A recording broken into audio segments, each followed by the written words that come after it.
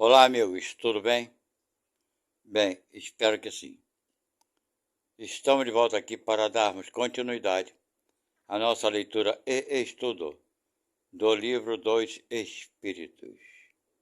Estamos no livro terceiro, no capítulo 10 e na terceira parte. Aqueles que estão chegando aqui pela primeira vez, sejam muito bem-vindos ao nosso canal. Espero que se inscrevam e que deem um like de gostei, ok?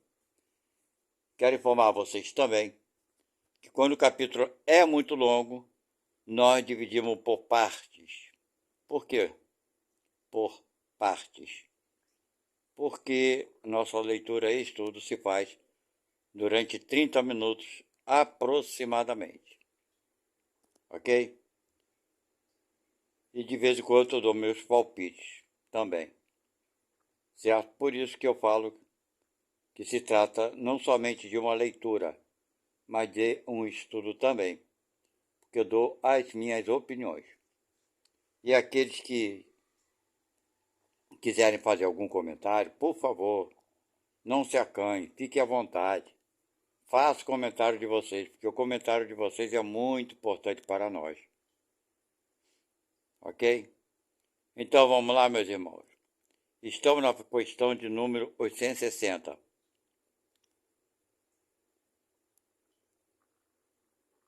E que vai fazer a seguinte pergunta. Esse capítulo 10º, deixa eu relembrar aqui a vocês.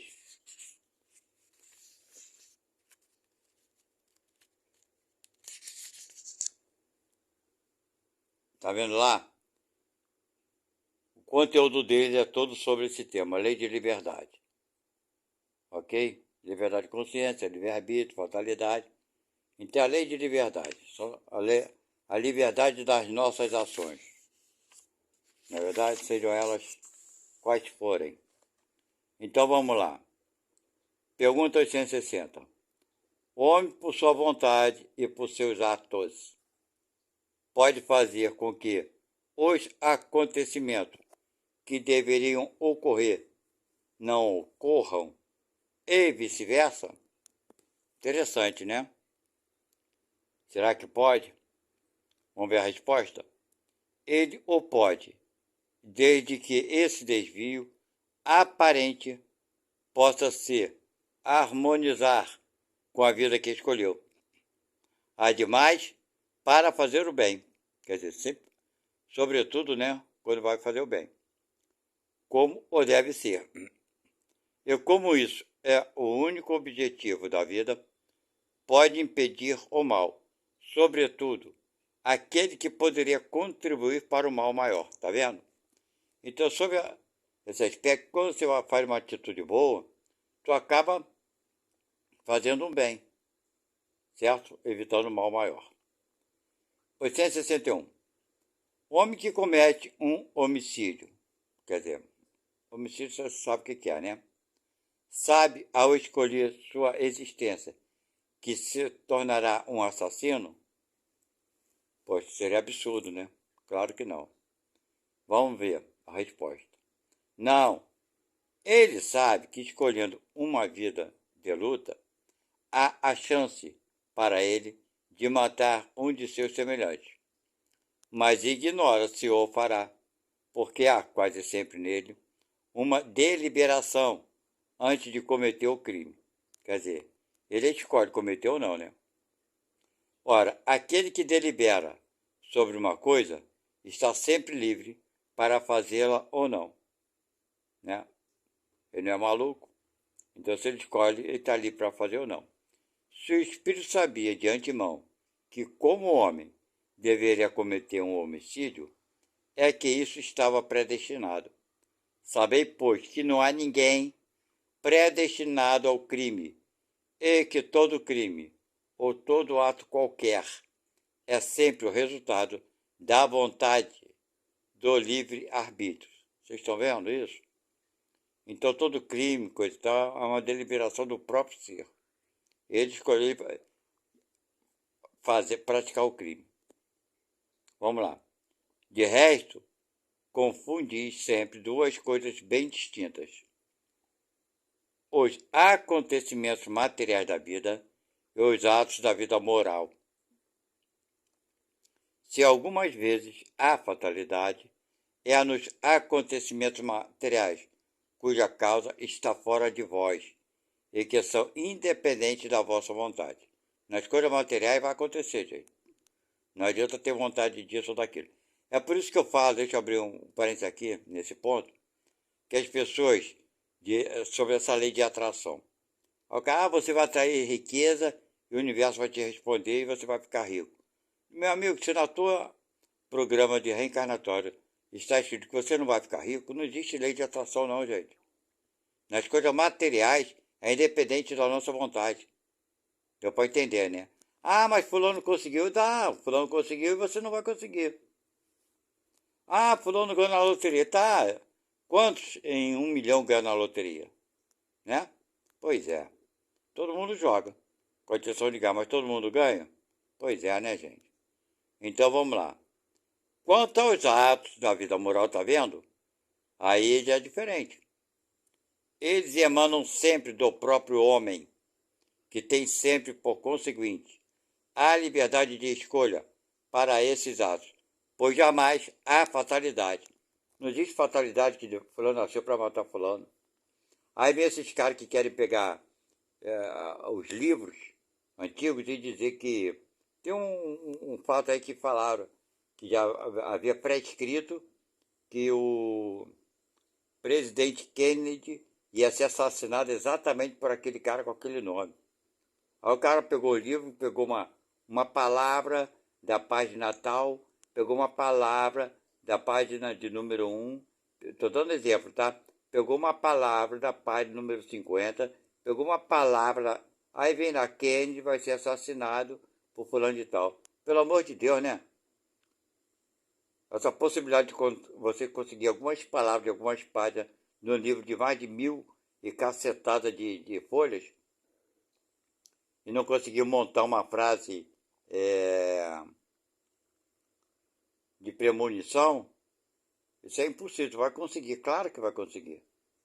Então, ninguém está predestinado a matar ninguém. Deu para entender, né? Agora, que ele fosse morrer naquele dia sobre qualquer acidente, sim, mas não que deveria morrer assassinado por fulano de tal.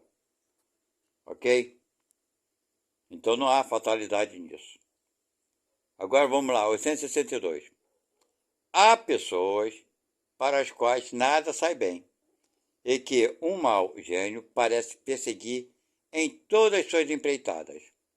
Não há nisso o que se pode chamar fatalidade? Tem gente que está tudo errado, né? E parece que está sempre errado. Vamos lá.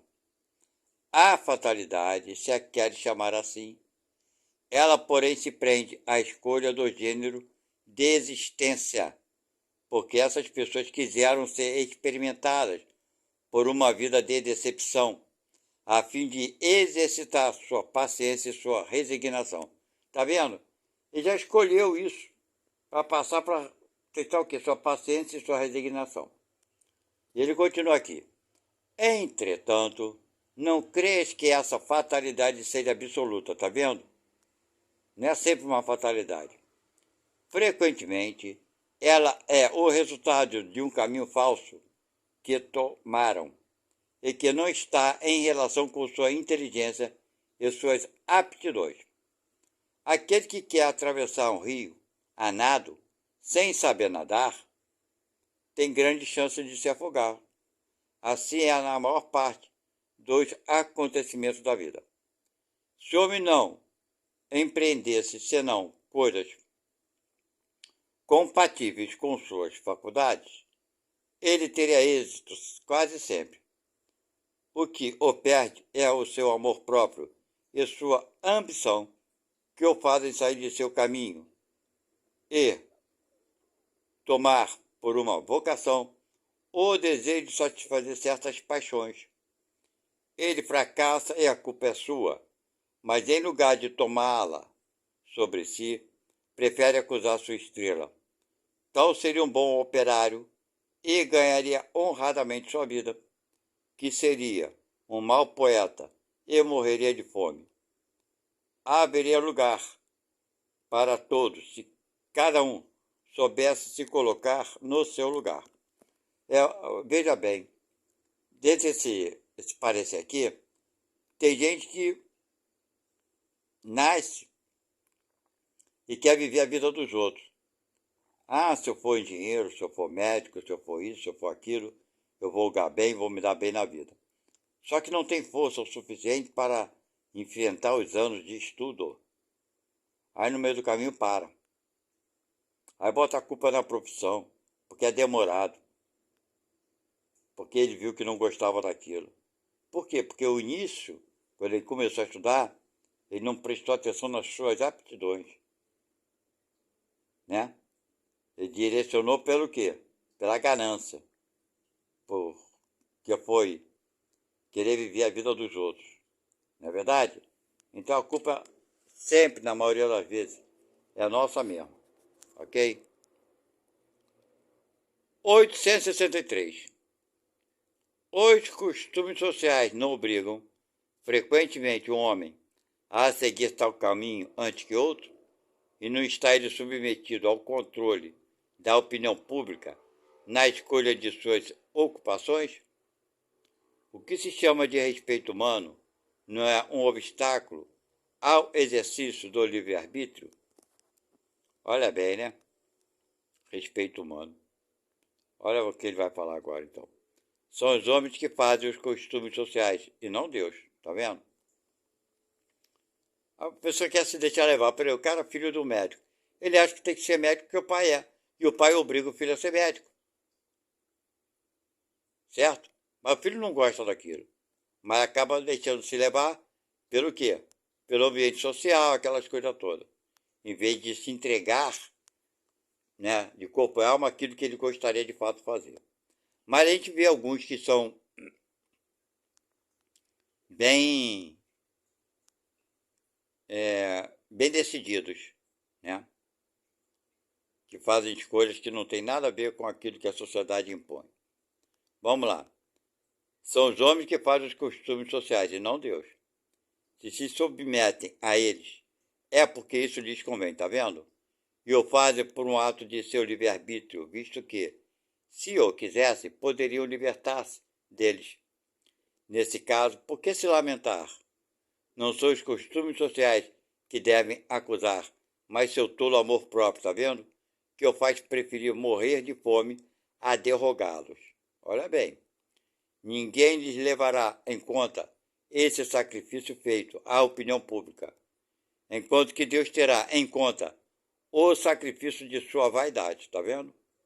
Isso não quer dizer que seja preciso enfrentar essa opinião sem necessidade, como certas pessoas que têm mais de originalidade que de verdadeira filosofia.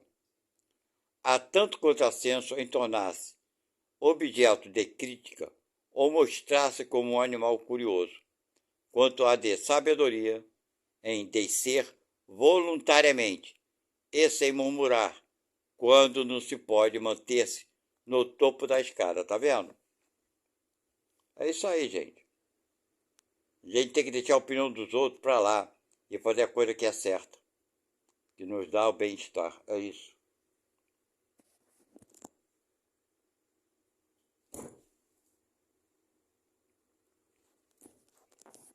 Ei, desculpe aí.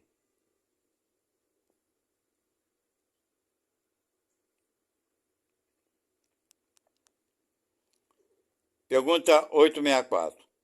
Se a pessoa escolhe a sorte é a contrária, outras parecem ser favorecidas, porque tudo lhe sai bem.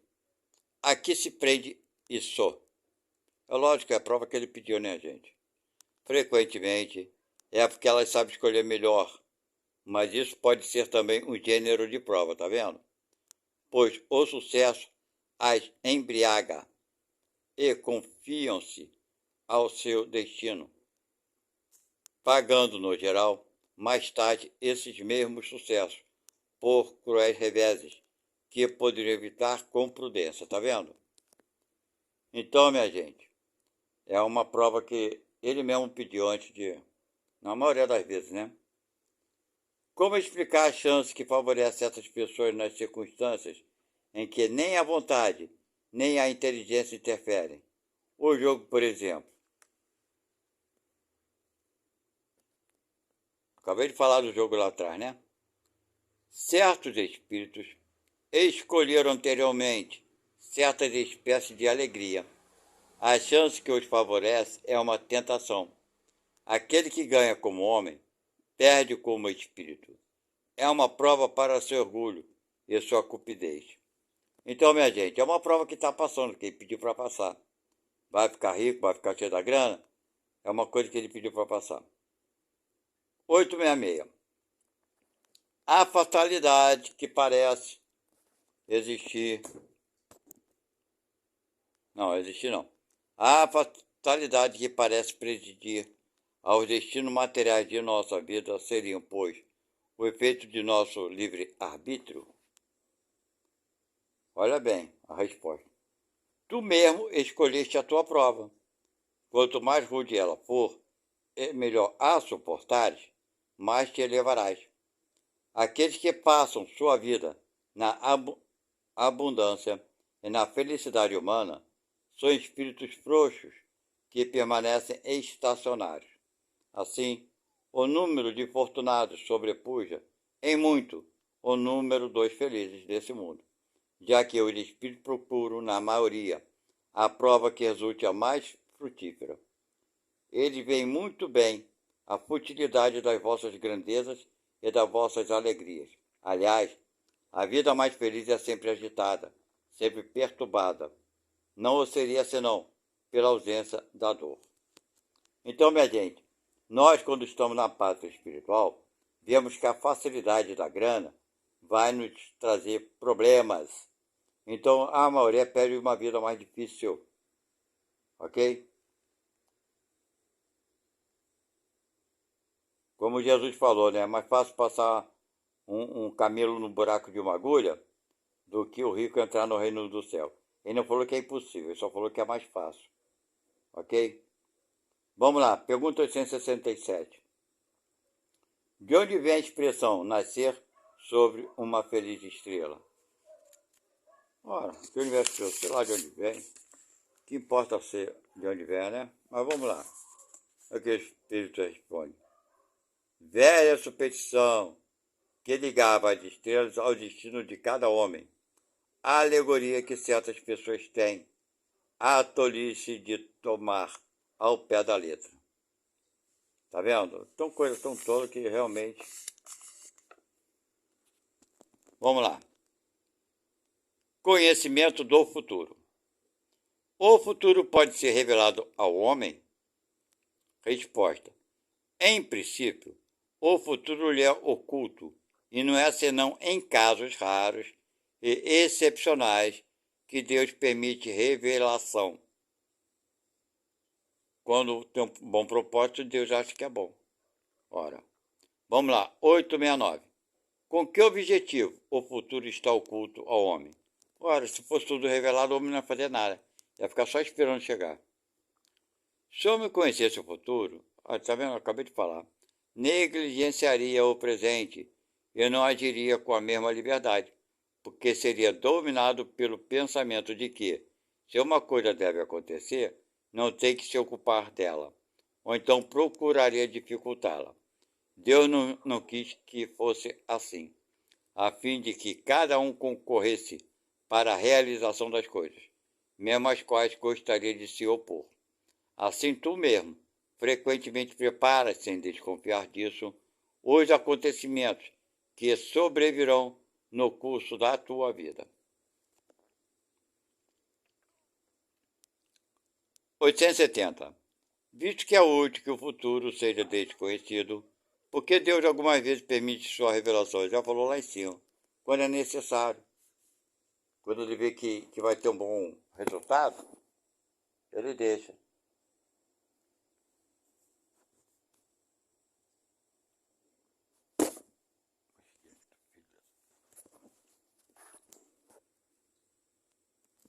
Caiu aqui, peraí.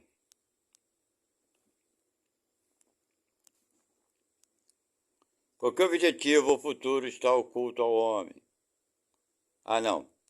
Desculpa, fez essa pergunta. Visto que é útil que o futuro seja desconhecido, por que Deus algumas vezes permite sua revelação? Vamos lá. Ele o permite quando esse conhecimento prévio deve facilitar a realização da coisa em lugar de dificultá-la, obrigando a agir de modo diverso do que se faria sem esse conhecimento. Aliás, frequentemente é uma prova. A perspectiva de um acontecimento pode despertar pensamentos mais ou menos bons. Por exemplo, se o homem deve saber que receberá uma herança com a qual não conta, poderá ser solicitado por sentimento de cupidez, pela alegria de aumentar seus gozos terrestres, pelo desejo de possuir mais cedo, talvez desejando a morte daquele que deve deixar-lhe a fortuna. Ou então essa perspectiva despertará nele bons sentimentos e pensamentos generosos. Se a predição não se cumpre, é uma outra prova, e da maneira pela qual ele suportará a decepção. Mas não lhe será menor por isso o mérito ou o demérito dos pensamentos bons ou maus que a crença no acontecimento fez nele nascer. Tá vendo? Então, se a crença fez nele nascer alguma coisa, o pensamento dele é tudo. É aquilo que a gente pensa. Visto que Deus sabe tudo, sabe igualmente se um homem deve ou não sucumbir em uma prova. Por conseguinte, qual a necessidade dessa prova, visto que ela não pode ensinar nada a Deus que já não sabia, que já não saiba sobre a vida desse homem? O problema não é que para Deus, é para o homem, né? Com isso, quero te perguntar por que Deus não criou o homem perfeito e realizado? Por que o homem deve passar pela infância antes de atingir a idade adulta? A prova não tem o objetivo de esclarecer a Deus sobre o mérito desse homem, porque Deus sabe perfeitamente o que ele quer, mas de deixar a esse homem toda a responsabilidade de sua ação, visto que tem a liberdade de fazer ou não fazer. Todo homem, tendo o homem a escolha entre o bem e o mal, a prova tem por efeito colocá-lo em luta com a tentação do mal e deixar-lhe todo o mérito ou demérito, né? Claro, da resistência. Ora, visto que Deus sabe muito bem e antecipadamente se ele triunfará ou não, não pode, em sua justiça, nem puni-lo, nem recompensá-lo por um ato que ainda não tenha praticado. Claro, né? Esperar o cara fazer a coisa. Você vai fazer bom ou ruim? Aí, meu amigo, aí ele não vai poder culpar ninguém. Foi ele mesmo que fez. Resposta. Ele continua falando. Assim o é entre os homens. Por mais capaz que seja um estudante, por mais certeza que se tenha de o ver triunfar, não se lhe confere nenhum grau sem exame, quer dizer, sem prova. Da mesma forma, o juiz não condena um acusado, senão por um ato consumado, e não pela previsão de que ele pode ou não deve consumar esse ato. Quer dizer, ele não vai prender se o cara ainda não matou alguém, né? Ou não roubou. Tem que esperar o cara fazer a cagada para ser preso. Quanto mais se reflita sobre as consequências que resultariam para o homem o conhecimento do futuro, mais se vê quanto a providência foi sábia ao ocultá-la. A certeza de um acontecimento feliz o mergulharia na inanição, a de um acontecimento feliz no desencorajamento. E, em um e outro caso, suas forças estariam paralisadas. Por isso, o futuro não é mostrado ao homem, senão como um fim que ele deve atingir por seus esforços, mas sem conhecer o processo pelo qual deve passar para atingi-lo. O conhecimento de todos os incidentes do caminho diminuiria sua iniciativa e o uso do seu livre-arbítrio, e ele se deixaria arrastar pela fatalidade dos acontecimentos, sem exercitar suas faculdades. Quando o sucesso de uma coisa está assegurado, ninguém se preocupa mais com ela. Bem, meus irmãos, vamos parar por aqui. A próxima parte será a quarta parte.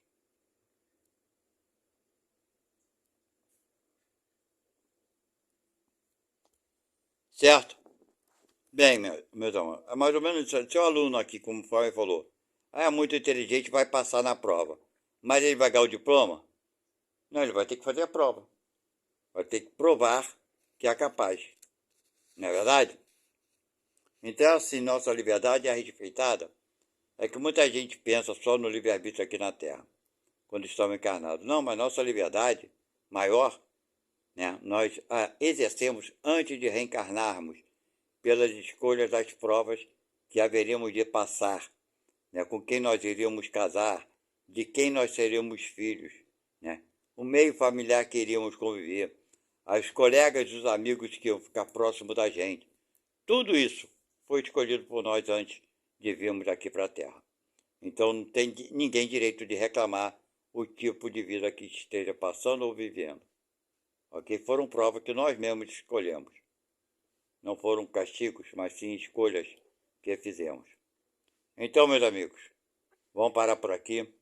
Hoje teve muitos problemas, o celular caiu 2 vezes da minha mão, sei lá.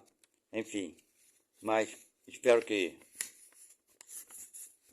se inscrevam e dê o like de gostei. Ok? Muito obrigado e até a próxima.